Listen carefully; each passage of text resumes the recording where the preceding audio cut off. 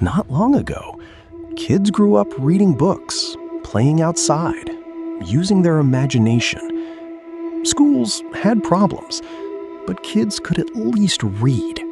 That was the baseline. That was normal. But something shifted. Teachers started noticing it first. Kids coming into class, unable to follow basic instructions, unable to write 3 sentences. Some couldn't even hold a pencil properly. One teacher said, they know every trending sound on TikTok, but they can't sound out simple words. Then the data dropped. America's own National Assessment of Educational Progress revealed that a shocking number of 4th and 8th graders are reading below basic level. This isn't a small issue. This is a generation. So how did we get here?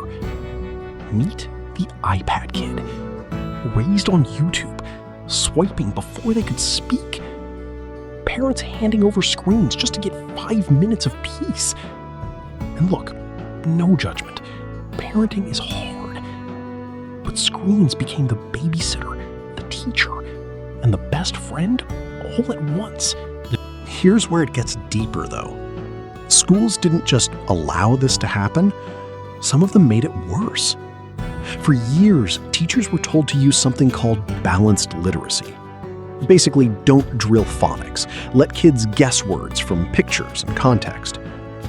Sounds creative, right? Except research now shows it failed millions of students. Silently, quietly, for decades. Then COVID hit. Schools shut down.